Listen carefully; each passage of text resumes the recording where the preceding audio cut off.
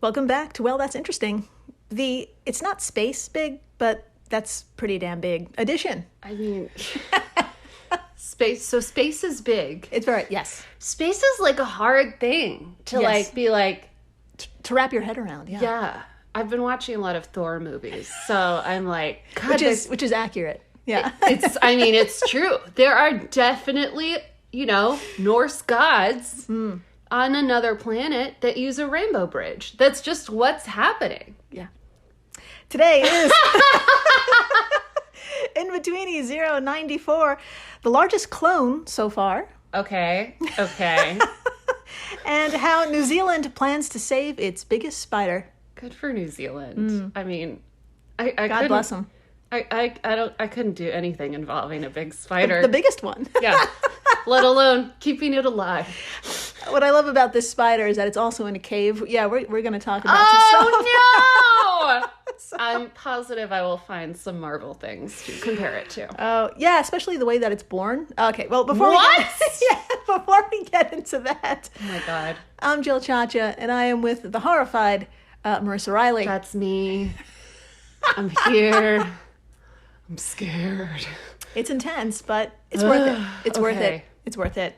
If this is your first time listening, welcome to the flock. Welcome. Dr. Riley here comes in cold and learns everything in real time, just like you. It's true. I had no idea what we were going to talk about today. And now that I know, I am scared. I'm so scared. And I'm singing. That's how nervous I am. Mm-hmm. That's really creepy. Yeah, your fear has transformed into a musical. Yeah. Marissa's Scared, the musical. How nice. Oh, God. Today, we have two amazing stories of perseverance. And it just so happens the main characters are very, very large. Good for them. Yes. In the first half of the show, like we said, we're going to talk about the largest clone on Earth so far. Oh, my God. And I say so far because this one was right under our noses the whole time, and we had no idea until like a minute ago. So. What is it? Everything is under our noses. Yeah. It's like in the ocean, so you know it's big. It's an ocean clone. It's an ocean clone. Oh, no. I Next to space, like we said, the ocean is just fucking terrifying. It's so big. We talk about this all the time. Mm-hmm. I'm not team space or team ocean. Yeah. I'm team house. Yes. Agreed. You shouldn't have to choose between which is scarier, space or the ocean. Yeah. They're both scary, and you're allowed to be scared of both of them. Mm-hmm. Yeah, for equal and opposite reasons. Just terrible. Yeah, podcast over. Thank you. The end. Subscribe. Subscribe. Thank you for rating. After the break, we're going to talk about the lengths a country will go to save a species, and I don't think it's a spoiler to say, no, it's not the United States. Uh-huh. We're not saving anything. No. It's beautiful New Zealand. And that story with the eggs and the spiders and the caves, that's all after the break. First things first, we should probably start with the clone. Yes. Let's start in the ocean. Let's party in the ocean. That's right. My friends, pack your bags and make sure you've got some scuba gear. We're heading on over to the immaculate shores of Shark Bay. Oh, that makes me feel so safe. Don't you want to go swimming in Shark Bay? Let's do it. Take your family? Let's do it. Build a sandcastle? Lose an arm? Party! That's what it said in the brochure. Oh my God. The brochure is just like blood splatters. It's just blood. It's written in blood. So where in the world is Shark Bay, and should you be concerned? Honestly, for the first time in the history of this show, you probably don't have to be concerned. What?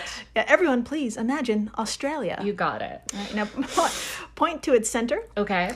Now move your finger west until you hit the coastline, and voila. Here we are at the UNESCO World Heritage Site, Shark Bay. And it's about 500 miles north of Perth. It's just huge. Australia is so big. God, it's just so big. Y'all are just out there. It's amazing. Out there with monsters. Oh my God. In the sun, and you're having fun and drinking. And I'm talking myself into it. How do I join? Okay. FYI, Shark Bay also goes by Gathagudu, as named by the indigenous Malanga people. Oh. Malgana people, sorry. So all good. It's turquoise turquoise waters are filled with islands, diverse wildlife, rare mineral deposits, and seagrass. Now, a fucking ton of it, too. Dr. Marissa, I have a photo of just a sliver of the enormous expanse that is Shark Bay. Okay. Now, please tell us what you see. Scan the entire photo, top to bottom, please, because it is full of said seagrass. Tell us how large this is. And if anyone wants to play along and see this photo, come on by our social media stuffs and be very impressed. Yeah. Oh, that's seagrass. Yeah, all those dark spots are the grass. Amazing. So what I'm seeing is like the coast of Australia, this Shark Bay that we're talking about. And the coast looks like a typical beach. It's beautiful blue waters close to the beach, but a little bit, as you go out a little bit farther, you see all of these kind of dark blue and black just globs. Yeah. Like almost it looks like someone dripped black paint all over the place, and it's just a bunch of splotches, and I guess that is the seagrass. That is the seagrass, and it goes all the way to the horizon. So top to bottom of this photo, just endless. It seems endless. Lush as fuck. And no sharks. No sharks. Is this like a joke or something?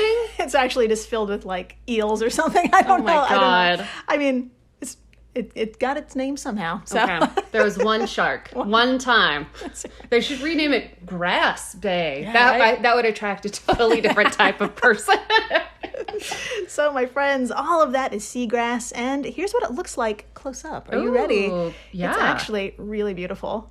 Oh my God, right? I love this.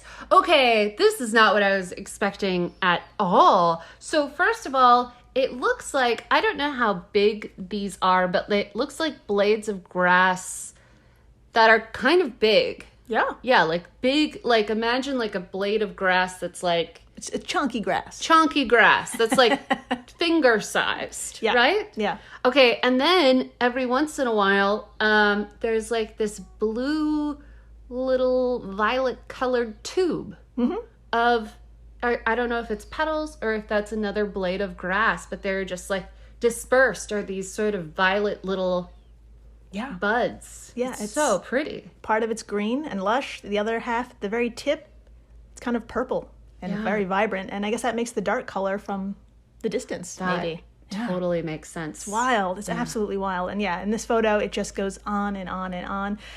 Jane Edgelow, a University of Western Australia PhD candidate and one author of a very important recent study, told the New York Times its appearance is similar to a spring onion. Oh. That's so cute. Aw, I can see that. Now, Jane was working alongside Elizabeth Sinclair, also from the University of Western Australia. Together with a bunch of awesome colleagues, they were performing a seemingly straightforward task. Ooh. Dr. Marissa, please tell us. According to Smithsonian Mag, what the hell were they doing? I would love to talk about it. All right. Quoting journalist Margaret Osborne, quote, as part of a survey, researchers collected samples from 10 seagrass meadows across Western Australia's Shark Bay and studied 18,000 genetic markers to test how many different plants grew in the area. Well, we have been studying cool water seagrasses in southern Australia for a while to understand how much genetic diversity is in them and how connected the meadows are, Sinclair told CNN's Katie Hunt. And quote, excellent. So they're working hard. Yes. To figure out what the hell is going on with this grass. What's going on with all this grass? Yeah. Yes, my friends, throughout 10 meadows in 10 very spaced out different locations, put a pin in that, 144 samples were clipped and analyzed, and hold on to your butts. Ooh. 9 out of 10 sites were made up of the same genetically identical grass. Just one. Oh. And it's called Poseidon's ribbonweed. Whoa. Whoa. Or Poseidonia. Poseidonia australis. Amazing. And here's just how big she is. Ooh. Study authors wrote on theconversation.com, quote, the results blew us away. It was all one plant. One single plant that had expanded over a stretch of 180 kilometers or 112 miles. End quote. All one plant. Yeah. all goes to the same place. Yes. 112-mile long plant. The biggest plant ever? So far. We'll get into it, yeah. Oh my God. That's a big ass. I can't even fathom. Yeah. I'm like trying to imagine it. Tell me more about it. Okay, great. So, my friends, for comparison, here's one visualization. This plant is about the size of Cincinnati, Ohio. Wow. Cincinnati sized. That's right. There you go. And the craziness just doesn't stop there. Dr. Marissa, please tell us, sure, this is one big-ass plant, but what kind of plant is she and how long has it been around? I would love to talk about it. All right, from Kate Golembiewski, nailed it, of the New York Times, quote, while some of Shark Bay's northern meadows reproduce sexually, Poseidonia clones itself by creating new shoots that branch off from its root system. Even separate meadows were genetically identical, indicating that they were once connected to now severed roots. Based on how old the bay is and how quickly seagrasses grow, the researchers surmise that the Shark Bay clone is about 4,500 years old. End quote. So she's been around for a long time. Oh, yeah. She is separated. She's dropped off, I don't want to call her babies, but parts of herself. That's right. She no fucks. No fucks. She cut off a hand and it turned into another version of her. And that was gruesome. That's what it was. But that's what happened. And she's a badass. She's a total badass. This plant has been living its best single life, rosé all day, large and in charge mantra for 4 millennia. Fuck yeah. That's right. On. Round of applause. Don't need nobody. Nope. So you may be asking yourself, how? How is a clone able to survive that long and be so healthy? Yeah. Well, hold on to your butts once more. There's a lot of butt grabbing today. Oh, yeah. Smithsonian Mag summed it up best. In addition to its gigantic size, the plant's genetics are also unusual. Oh. Most seagrasses inherit half of each parent's genome, kind of like ours. You're right. But the seagrass in Shark Bay carries the entire genome of each parent, a condition known as polyploidy. This is so cool. Why haven't humans figured out how to do this? We haven't been around that long. Yeah. I know, but like, just think of how many problems that would solve or create. Oh, I'm thinking about it. Okay, talk more about the plants. Yeah. So, continuing the quote, on top of that, the seagrass also appears to be a hybrid of 2 species. Notably, this kind of clonal propagation has made for even older organisms like the turtle grass, estimated to be about 6,000 years old. Wow. Oh, man. There you have it. Yeah. So Poseidonia may not be the oldest plant, but it is the largest on Earth so far. And it already has everything it needs in its genetic toolkit, if you will, that helps it adapt without the need to find a mate. Amazing. And here's a great example of its versatility. Once upon a time, throughout 2010 and 2011, a massive heat wave hit Western Australia, damaging Shark Bay's seagrass.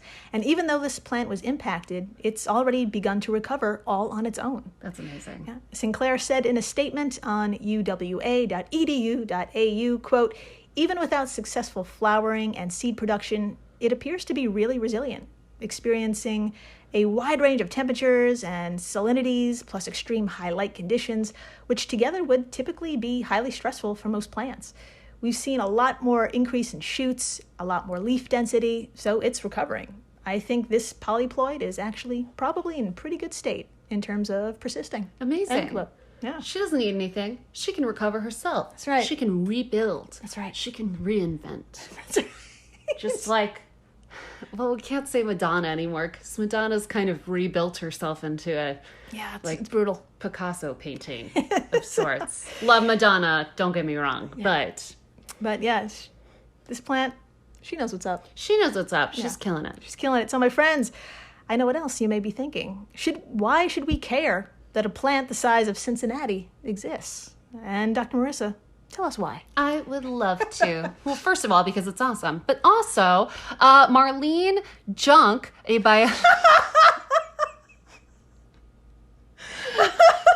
Is that that not how you pronounce it? I don't know. It's okay. Let's just pause on this for a second. It's Jahnke. Did you plant this for me to say? I honestly did not. Excuse me, Ms. Jonk. I'm so sorry, Marlene. Marlene, we love you. If you're listening, we love you. If you want a trauma bond over your name, DM us. If no one has ever mentioned anything about your name, you are surrounded by wonderful people. Yeah. All right, so let's do this one more time. Marlene Jonk, biologist at the University of Gothenburg in Sweden, told the New York Times, quote, "They are comparable to coral reefs in the sense that they host a lot of other species along with purifying water and storing atmospheric carbon," end quote. Yeah. I always forget that like plants do so much for like air. Yes. Like it's incredible. Yeah. So we should thank we should thank big ass Shark Bay grass. Shark Bay grass for the win. Thanks, Bay. Thanks, Bay. Yeah, super big and super important. And I thought we could take a moment to just give a shout out and honorable mention to these other massive champions. Oh my God. Yes, please. All right. Utah's Pando. Sounds cute. It's a clone colony of 40,000 aspen trees. Aspen. I can read. We got this. 40,000 aspen trees connected by roots, making it the largest connected individual plant. That's right. You showed me a picture the other day. Oh, she showed me something before the episode and I didn't even know it. There you go. That never happens, you guys. She never gives me hints. She'll just be like, what we're talking about is big. And that's all she'll say. It's true. Amazing. So helpful and not helpful at the same time. Exactly. So Utah's Pando. Let's move on to the aptly named humongous fungus. Good job. You want to say it together? Humongous fungus. Yeah, it's even bigger. It lives underground and beneath. Lives under. I'm fucking this up. We got this. It lives underground beneath tree bark across 3.5 square miles of Oregon's Malheur National Forest. And you heard me, it's a 3.5-mile fungus. That's a big-ass fungus. And again, just for comparison, the Shark Bay clone is 77 square miles. This fungus is just a drop in the bucket compared to this our Shark Bay friend. Yeah. Wow. Unfucking believable. Oh, after the break, huge spiders are in trouble. Great. And New Zealand is stepping up and coming to the rescue. There you go. Yeah. You're so excited about this. Stay tuned. Please do. True or false? Hats make you go bald. This is actually false. Maybe still skip the fedora, though. Hair loss is a genetic condition that affects 2 out of 3 men by the age of 35. Those aren't great odds. But the good news is that Keeps can help with expert, personalized care and science-backed treatments that are up to 90% effective at reducing hair loss. All without leaving the house, delivered straight to your door. Hair loss stops with Keeps. For a special offer to get started, go to keeps.com/podcast. That's KEEPS.com/podcast. We're the All Creatures Podcast. Each week, Angie and I explore and share amazing details about the many animals we share our world with. Plus, Chris and I are both PhD scientists and educators. So we do the deep dives in the scientific research and then come back and share what we learn in a fun and casual way. We also speak with other scientists, animal experts, activists, and many other conservation enthusiasts from all over the planet. So you can find the All Creatures Podcast wherever you get your podcasts. Hey everyone, Jill Chacha here from Well, That's Interesting, and I am absolutely thrilled to tell you about Spotify for podcasters. I use it, I love it, and it all started by downloading the free Spotify for Podcasters app, which has all the tools you need in one place to record and edit your masterpiece of a podcast. Spotify for Podcasters also distributes your show to all major platforms. So when you hit publish, your episodes will stream not only on Spotify, but I'm talking about the Apples, the Googles, Stitcher, Good Pods, the other ones. You get the idea. And you can monetize your podcast with no minimum listenership required. You could also set up monthly subscriptions and record ads just like this one. So what are you waiting for? Download Spotify for Podcasters today and start changing the world. Oh, and please, stay interesting. Hey, creepy people. This is P&W Haunts and Homicides. I'm Caitlin. And I'm Cassie. Together, we explore stories of the paranormal and true crime throughout the Pacific Northwest. For each episode, we do a tarot reading to help us gain some insight on the topic as we share the facts of the case and our interpretations. You can find our episodes featuring true stories from infamous cases such as the misdeeds of Boeing, as well as lesser-known true crime cases like the murders in Tunnel 13. As well as our spooky stories from Pike Place and Raven's Manor on Apple Podcasts, Spotify, and anywhere else you'd like to listen. Have a creepy-ass day. And we're back. We are so back. We're so back. And my friends, you could leave your scuba gear, but you're going to need some flashlights. Oh, no. We're heading on over to the crazy paving cave of New Zealand. Oh, wow. I feel so safe. I'm sure you do. And I'm sure you have a lot of questions about this, like why. But first, Yeah. where in New Zealand are we exactly? All right, not a problem. Everyone, please picture Australia. You got it. One more time. Now move your finger southeast, just 3,000 miles. No big deal. And voila, we reached the two islands that make up New Zealand. Amazing. Now, together they kind of form the shape of a comma, right? Right. Yes. And now on that southern island, I'd like you to point to the north coast. Okay. And move your finger all the way to the left, and boom, we've made it. Now, that was a lot, and so is the Crazy Paving Cave, a.k.a. the Nelson Cave. That's such a different, what two different names? Like Crazy Paving is like such a red flag, but then the Nelson Cave sounds fucking boring. Yeah, one is a red flag, like you said, and the other is totally misleading. Yeah. The Nelson Cave sounds like a library. Like, nothing against libraries, but it sounds like a library. Yeah, it sounds like we're safe there. Very safe. Not in the Crazy Paving Cave. No, I'd go to the Nelson Cave. That's right. They're the same thing. So great. So, according to doc.govt.nz, this place, quote, gets its name from its floor of ancient, fragile, fine-deep sediment, which has dried out slowly, cracking and curling into what looks like large, distorted paving stones. It's a dry cave where the sediment has stayed in place unchanged for hundreds of years. It's like a time capsule, holding information about what life was present when water once washed into the cave. Whoa. End quote. So, we're about to take a look. And yeah, I think it looks totally fucking crazy. Okay. The floor really does look like a collection of flat stones. Ooh. But Dr. Marissa, would you say it also kind of looks like fish scales or snake scales as well? Ooh, I would love to see it. Okay, we have a photo of it right here. Please tell me what you think. And then, after you look at the floor, I'd like you to look at the back of the photo. Okay. And please tell me what you see hanging. Okay. It's not a spider yet. Okay. Oh, no.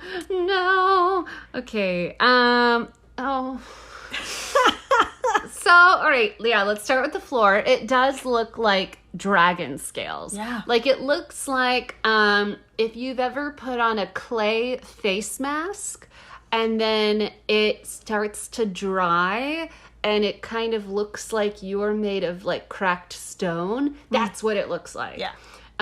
And then there's a, classic cave ceiling that's all gross. And then, is this what you're talking about? Mm-hmm. Okay, so there's, in the distance, deep in this cave, there's like a little sack. Yes. That's bright white. And it's hanging by what looks like a thread, like a spider's thread. There you go. Is it eggs? You got it. Oh, gross. Yes, my friends, what looks to be a golf ball hanging by a single thread is an egg sac. Gross. Laid by the Nelson Cave spider.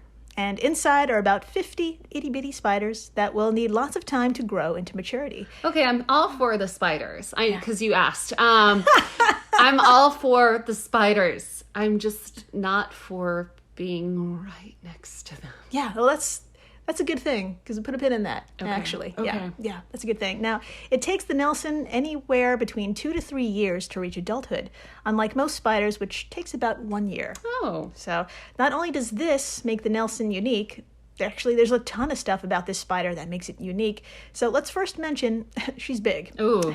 Fully grown, these spiders are 5 inches, or 13 centimeters in diameter. Nope.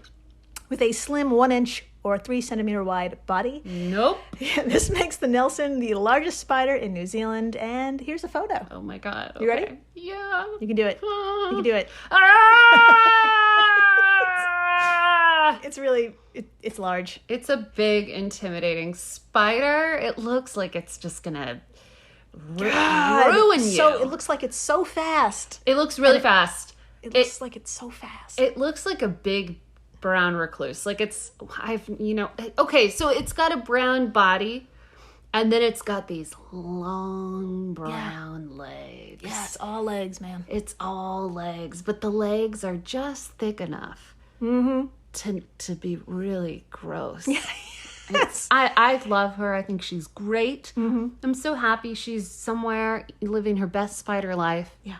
I would never be okay with seeing it. No. You think 5 inches isn't that much, but it's in diameter. That's it's just too much. That's a lot of spider. It's a lot, yo. So, Dr. Marissa, please tell us a few other super cool things about the Nelson, which granted it protection under the Wildlife Act of 1953. Let's fucking do it, man. All right. From doc.govt.nz. What if I just kept going? Quote, Nelson cave spiders are thought to be directly descended from the earliest true spiders and may be the missing link between primitive spiders from the time of Gondwana 350 million years ago and modern spiders, end quote. So she is descended from the first spider. Yeah. Is that right? That's right. That sounds like a legend. It is an absolute legend. This is the missing link of spiders. We found it. That's right. Good job, everyone. I didn't know we were looking for it, but we found it. We found it. Yes, my friends, these spiders are a big deal, literally and figuratively. And if you're wondering, what the hell does a 5-inch spider that's been around for hundreds of millions of years eat? It's people. I'm glad you asked. Yeah. I can't not bring this up. Oh my God. Okay? If you thought they probably feast on equally large, equally ancient, massive, flightless crickets, you're right. Really? Yeah. What? Yes. Dr. Marissa, please prepare yourself for what is called weta. Oh. You ready? Yes. Here's another photo. And of course, all photos are on our social media stuff. So please take a look at this gigantic flightless cricket. Oh my God. Oh my God. The cricket is scarier than the spider, in my opinion. Agreed. It's so big. Okay, imagine a cricket. Now put your hands down like as if you're going to scoop up some water in like a Disney movie or something.